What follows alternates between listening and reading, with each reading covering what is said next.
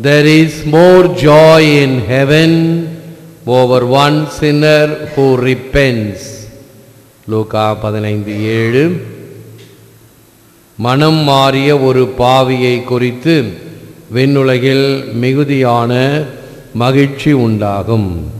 இது கிறிஸ்து வழங்கும் வாழ்வு தரும் நற்செய்தி. கிறிஸ்துவே உமக்கு புகழ். Be reconciled with your brother first and then present your offering. மத்தேயு 5:24. முதலில் சகோதர சகோதரிகளிடம் நல்லுறவு ஏற்படுத்திக் கொள்ளுங்கள், பின்பு உங்கள் காணிக்கையை செலுத்துங்கள். அன்பார்ந்த சகோதர சகோதரி, அன்பார்ந்த பிள்ளைகளே, அன்பார்ந்த தொலைக்காட்சி நேயர்கள் விசுவாசிகளே, தவக்காலம், அருளின் காலம், இரக்கத்தின் காலம், நம்மையே மனம் மாற்றம் பெற வைக்கின்ற காலம்.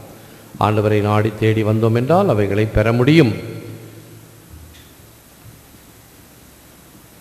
அப்போஸ்தலர் பணி 2:38 repentance is a prerequisite for receiving a new Pentecost. தூய ஆவியை கொடையாக பெற மனமாற்றம் ஒரு நிபந்தனையாக உள்ளது. தவக்காலத்தில் அடிக்கடி இந்த மனமாற்றத்தை பற்றி நாம் சிந்திக்கின்றோம். ஏனென்றால் இது அடிப்படையானது, எல்லாவற்றுக்கும் தேவையானது. இறைவனுடைய அருளை, ஆசிரை, இரக்கத்தை பெற வேண்டுமா? நிச்சயமாக இந்த மனமாற்றம் இருந்தால்தான். எப்படிப்பட்ட மனமாற்றம்? அது அனைத்திலும் பின்புலமாக இருக்கக்கூடிய ஒரு மனமாற்றம். ஒரு உதாரணம் சொல்லுகிறேன். ஒரு வீடு கட்டுகிறார்கள். வீடு கட்ட என்ன செய்கிறார்கள்? அந்த சவுக்கு மரத்தை வச்சு கட்டி சாரமெல்லாம் போட்டு கட்டடம் கட்டுகிறார்கள். அந்த சென்ட்ரிங் போடும் பொழுது கூட சவுக்கு மரம் முட்டுக்கு நிற்குது.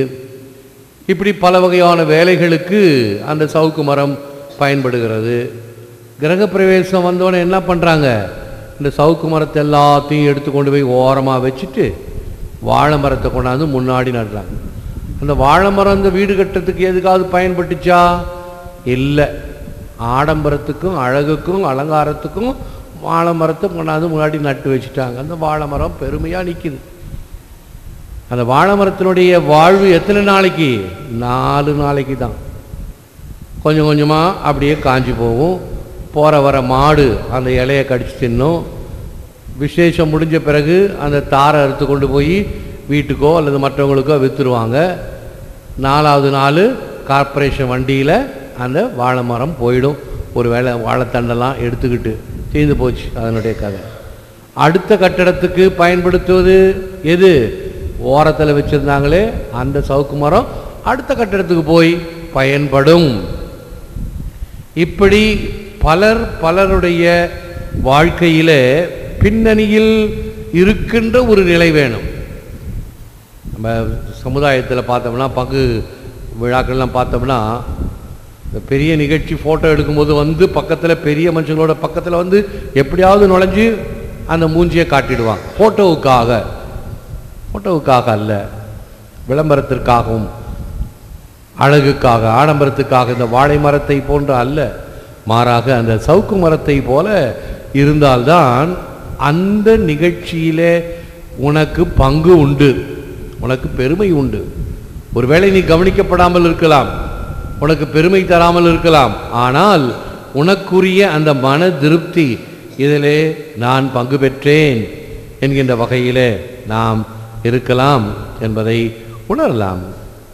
We cannot communicate with the Lord if we do not communicate with one another. Pope Benedict, முன்னாள் போப்பாண்டவர், ஒருவருடன் நாம் தொடர்பு கொள்ளாமல் ஆண்டவருடன் தொடர்பு கொள்ள முடியாது. நம்முடைய வாழ்க்கையில் சாதாரணமாக மக்களோடு மக்களாக இருக்க வேண்டும். அதற்குத்தான் சாதாரணமாக இருக்கக்கூடிய ஒரு பழமொழி என்ன? கூரை ஏறி கோழி பிடிக்காதவன் வானை ஏறி வைகுண்டம் போக முடியாது. சாதாரண காரியங்களை முதலில் செய்வதற்கு நீ தயாராக இருக்க வேண்டும், அதை செய்ய வேண்டும். சாதாரண காரியங்களை நாம் செய்வதற்கு காலம் தாழ்த்துகிறோம், ஒத்தி போடுகிறோம். அநேக பேர் பங்கு அலுவலகத்தில் வருபவர்கள் பார்த்தால் 5-6 வருஷம் சந்தா கட்டியிருக்க மாட்டாங்க, கோயில் குளத்துக்கு வந்திருக்க மாட்டாங்க, அறிவிப்புகள் கேட்டிருக்க மாட்டாங்க, பிள்ளைகளுக்கு அந்த முறைப்படி அருட்சாதனங்களை அந்தந்த வயதில் கொடுத்திருக்க மாட்டார்கள். திடீர்னு என்னவோ ஒரு பழமொழி சொல்லுவாங்க, கரிசனம் கட்டிக்கிட்டு எழுது, கட்டு சோறு புட்டுக்கிட்டு எழுது வந்து எல்லாம் கொண்டாந்து கேட்பாங்க. கடைசியில் என்ன, ஒரு சான்றிதழ் வேண்டும், அரசாங்கத்திடம் விண்ணப்பிப்பதற்கு ஒரு சான்றிதழ் வேண்டும், அதுக்கு தான் வந்தாங்க. இல்லைன்னா இன்னொரு 10 வருஷம் ஆனால் கூட இந்த பக்கம் திரும்ப மாட்டாங்க. இவைகள் அல்ல, மனம் திரும்பி ஆண்டவரிடம் வர வேண்டும். இதோ இப்பொழுது தவக்காலத்திலே ஒரு 10 பேர் 14 பேர் தயாரித்து கொண்டிருக்கிறார்கள்.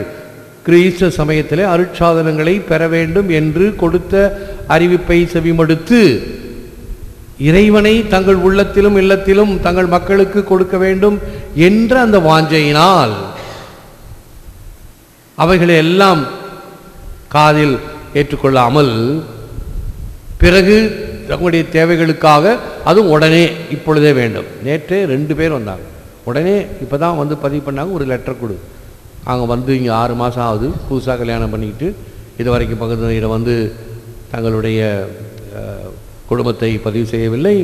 அதில் என்ன ஒரு வேடிக்கைன்னா, ஏன் புதுசாக வீட்டுக்கு வந்தீங்களே, ஏன் வீட்டில் வந்து கூப்பிட்டு ஃபாதரை கூப்பிட்டு வீட்டை மந்திரிச்சுக்கலாமல்லவா, நீங்கள் புதுசாக வந்திருக்கப்ப தவக்காலம் துவக்கிடுச்சு அதனால் மந்திரிக்கிறேன். தவக்காலம் போன வாரம் தானே துவக்குச்சு, நீங்கள் வந்து 6 மாதம் ஆச்சே, ஏதாவது ஒரு சாக்கு போக்கு.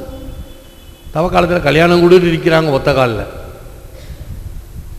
ஆகவே நமக்கு வேண்டுகின்ற காரியம் நடக்கணும், அதுக்கு ஏதாவது சாக்கு போக்கு இல்லை. நீ கடவுளுடைய காரியத்தை பெறுவதற்கு தயாராக இருக்கிறாயா?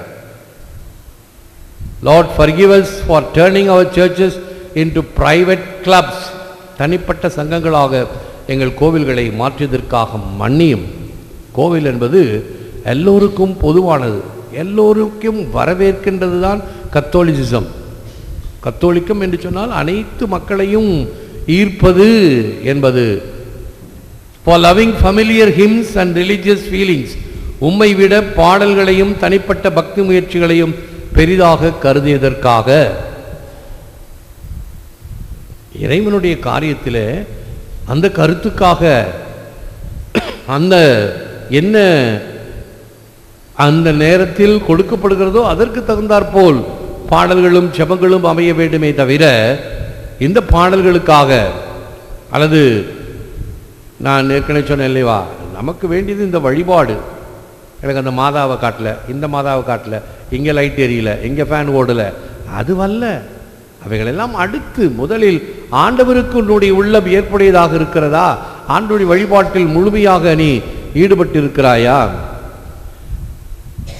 For pasting stained glass in our eyes to shut our eyes from the hungry and hurt, பசித்தவர்களையும் துன்புறுபவர்களையும் பார்க்காமல் இருக்க கலர் கண்ணாடிகளை அணிந்து கொண்டதற்காக இறைவா மனம் வருந்துகிறோம்.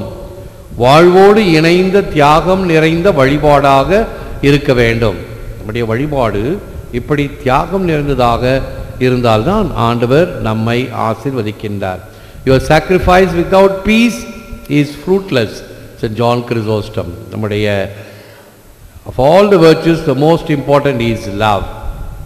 எனவே அன்பையும் மனஸ்தாபத்தையும் பெறுபவர்களாக இருக்க வேண்டும். அருட்பாடல் ஒன்று, கள்ள மனத்தேன் அந்தோ கைவிடுவர் போல் இருந்தாய், கருணை குன்றே வள்ளல் அரும் திற நோக்கி நிற்கின்றேன், என் மனத்துயர் போம் வகை அருள மதித்திடாயே. என்னுடைய மனதில் இருக்கக்கூடிய துயரத்தை போக்க இறைவா நீர் எனக்கு ஒரு வழியாக வாழ்வாக இருப்பாய். If there is any kindness I can show or any good thing I can do to any fellow being, let me do it now and not deter or neglect it, as I shall not pass this way again. William Penn, ஒரு இரக்க செயலோ அல்லது அயலானுக்கு ஒரு நற்செயலோ செய்வதாயின் தள்ளி போடாமலும் ஒதுக்காமலும் நான் உடனே செய்வேனாக, ஏனெனில் மறுபடியும் இவ்வழியாக நான் கடந்து செல்லாமல் போகலாம். முழந்தாள் இருப்போம், செபிப்போம். Dear Jesus, as I make my Lenten journey with you. May your Spirit help me to give of myself, to turn away from sins, that I might rise to new life. இறைவா, தவ முயற்சிகளால் நான் மனமாற்றம் அடைந்து தன்னலம் துறந்து புதுவாழ்வு வாழ அருள்வீராக.